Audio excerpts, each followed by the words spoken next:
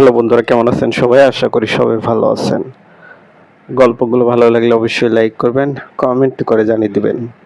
চ্যানেলে যদি নতুন হয়ে থাকেন অবশ্যই সাবস্ক্রাইব করে পাশে থাকা বেল আইকনটি প্রেস করে রাখুন, যাতে নতুন নতুন ভিডিও আপলোড করার সাথে সাথে আপনার নোটিফিকেশনে চলে যায়। অলরেডি যারা সাবস্ক্রাইব করে রেখেছেন তাদেরকে অসংখ্য ধন্যবাদ। গল্প লেফটেন্যান্ট মেহেরাজ মির্জা, পর্ব সংখ্যা 46। কলমে Nosaiba Nuri. Meheraj phone receive করে কানে ধরে সালাম দিতেই ফোনের ওপাশে থাকা ক্যাপ্টেন সালামের প্রত্যুত্তর করে বলে, কংগ্রেচুলেশন মিস্টার মির্জা। সরি তোমার বিয়েতে অ্যাটেন্ড না করতে পারার জন্য। ক্যাপ্টেনের কথায় মেহেরাজ একটু স্বস্তির নিঃশ্বাস ছাড়ে, তারপর বলে, ইটস ওকে ক্যাপ্টেন, বাট আপনি আসলে খুশি হতাম। সমস্যা নেই, আসবো একদিন। আচ্ছা রাখি, তোমার উপহার তোলা রইল, আসার পর দিয়ে দিব।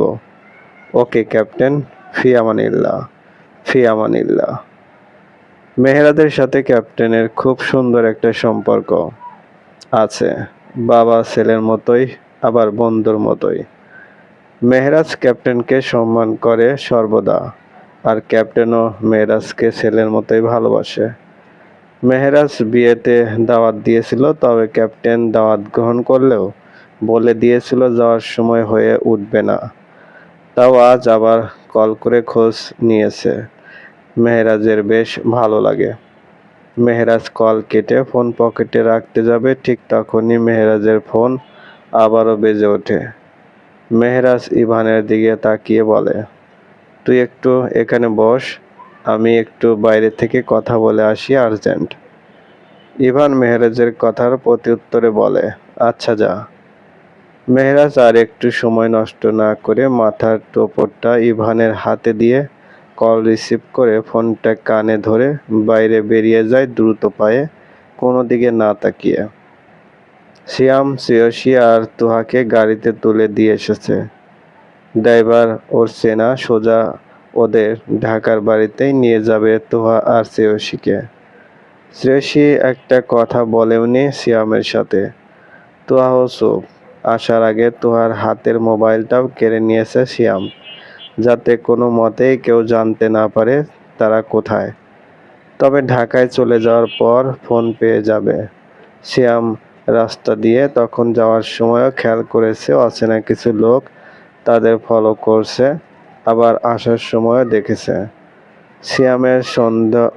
সিয়ামের মনে সন্দেহ জাগে, তাই একটু চোখের আড়াল হয়ে খুঁজতেই আনাম মিয়ার দলের একজনকে দেখতে পায়। তবে সিয়াম বুঝতে পারে না আনাম মিয়া তাদের পিছু নিল কেন, নাকি মনের ভুল ধারণা। সিয়াম সেসবে পাত্তা দেয় না। বাড়িতে গিয়ে এখন একটা ঝামেলা বাঁধাবে, ঠিক যেভাবে মেহেরাজ বাড়িতে অপমান হয়েছিল, তারা ঠিক সেভাবে অপমানিত করবে আজ তাদের।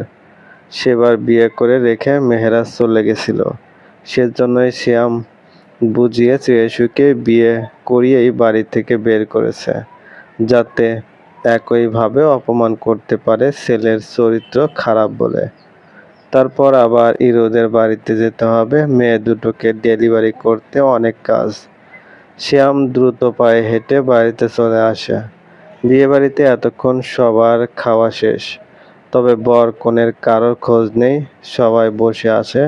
নিলয় মির্জা ইভানকে মেহেরাজকে ডাকতে বলে, আলতাফ শেখকে বলে শ্রেয়সীকে ডাকতে। ঠিক তখনই বাড়িতে প্রবেশ করে শ্যাম। আগে থেকে প্রস্তুত হয়ে এসেছে। সবার সামনে এসে রাগী গলায় চিৎকার করে বলে, শ্রেয়সী কোথাও নেই, পালিয়েছে ও এই বিয়ে থেকে। শ্যামের কথা যেন সকলে অবাকের চরম সীমায় পৌঁছে যায়। নিলয় মির্জা অবাক হওয়া গলায় বলে, মানে বুঝলাম না, পালিয়েছে মানে কি? পালিয়েছে মানে পালিয়েছে, পালানোর আগে কাগজে লিখে রেখে গেছে, আপনার ছেলে একটা চরিত্রহীন, ওর সাথে আমার বোন জীবনেও সংসার করবে না, তাই চলে গেছে বলে একটা খাতার পৃষ্ঠা তুলে ধরে সবার সামনে সিয়াম। তারপর রাগীভাবে নিলয় মির্জার দিকে এগিয়ে তারপর নিজের বাবার দিকে তাকিয়ে বলে, আমি আগেই বলেছিলাম আব্বু, ওই ছেলের চরিত্রে সমস্যা আছে, তুমি মানলে না। এখন আমার বোনকে কোথায় খুঁজবো? ওর যদি বিপদ হয় ওর চরিত্রহীন ছেলের জন্য, যার কিনা খালাতো বোনের সাথেও অবৈধ সম্পর্ক ছিল। সিয়ামের কথায় নিলয় মির্জা রেগে গিয়ে বলে, আর একটা বাজে কথা বললে আমার ছেলের নামে ভালো হবে না বলে দিচ্ছি।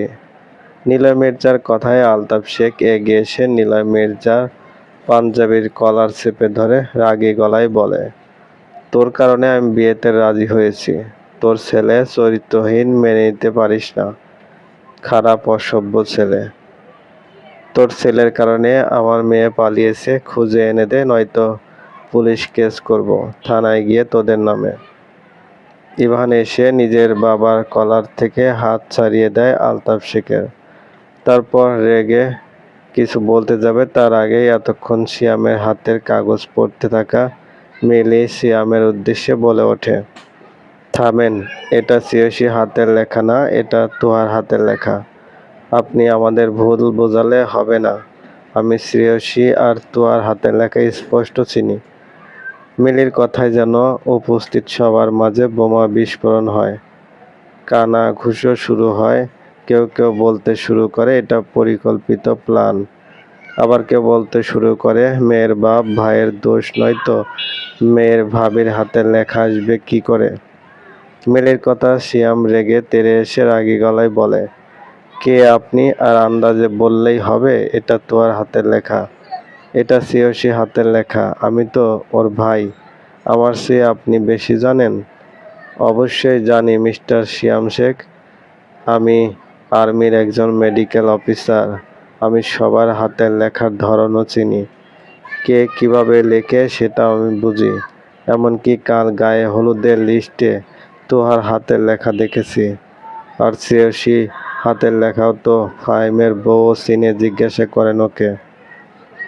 শ্রেয়সী হাতের লেখা ছোট, আর এখানে যেভাবে লেখা সেটা কিছুটা বড়, আর ভিন্নভাবে দেখলে বোঝাই যাচ্ছে আপনি আমাদের সাথে চিটারি করছেন। মিলির কথায় সিয়াম কিছুটা দমে যায়। আসলেই চিঠিটা তোহার হাতের লেখা। তাই বলে এত সহজে সাজানো গোছানো প্ল্যানিংটা শেষ হয়ে যাবে? এটা তো হতে পারে না। সিয়াম রেগে আরো কিছু বলতে যাবে তখনই মিলি আবার বলে, স্টপ। যদি বিশ্বাস না হয় শ্রেয়সী একটা খাতা নিয়ে আসুন, প্রুফ করে দিচ্ছি। এখন আসল কাহিনী খুলে বলুন। মিলি যে এত দ্রুত সব বুঝে যাবে কেউ বুঝতে পারেনি। সিয়াম ও আর কথা বাড়ায় না, কারণ সত্যিটা সেও বুঝতে পারছে কখন খাতা আনলে প্রমাণিত হয়ে যাবে। দূরে দাঁড়িয়ে থাকা খাদিজা খাতুন ঘামতে শুরু করেন। এবার ফাহিম বলে ওঠে, আসলে ভাই আপনি চরিত্রহীন, তাই আপনার বউ আপনাকে ছেড়ে চলে গিয়েছে। এখানে স্পষ্ট করে লেখা নেই যে মেহরাজ খারাপ তাই শ্রেয়সী চলে গিয়েছে। সো আপনার বউ লিখেছে মানে আপনি চরিত্রহীন, আপনাকে ছেড়ে গিয়েছে। বেশ বড় একটা ঝামেলার সৃষ্টি হয়ে গেল মুহূর্তে। আলতাফ শেখ দিনে দিনে যে প্ল্যানিংটা করলো তা মাত্র একটা ভুলের কারণে ধরা পড়ে গেল। নিলয় মির্জা আর রাগ সহ্য করতে না পেরে ঠাস করে সিয়ামের গালে একটা চড় মেরে বসে। সিয়াম কিছু বুঝে ওঠার আগেই নিলয় মির্জা আলতাফ শেখের পাঞ্জাবির কলার চেপে ধরে রাগী গলায় চিৎকার করে বলে, তুই আমার বন্ধু বলে তোকে বরাবর ভালোবেসে এসেছি, তাই বলে তুই এমন নোংরা একটা খেলা খেললি? থু, তোর সাথে কথা বলতে আমার এখন ঘৃণা লাগছে। তুই আমার ছেলেকে চরিত্রহীন প্রমাণ করতে চাইলি কিসের জন্য? কিসের এত রাগ ওর প্রতি তোর, যে কারণে এমন বিশ্রী একটা খেলা সাজালি?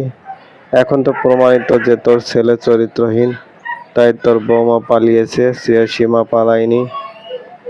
কথাটা বলার পর আলতাফ শেখকে নিলয় মির্জা ছেড়ে দিতেই আলতাফ শেখ রাগে সহ্য করতে না পেরে বলে ওঠে, হ্যাঁ আমি করিয়াছি সব। তোর ছেলের জন্য সেবার আমার আর আমার পরিবারকে সবার কাছে ছোট হতে হয়েছিল।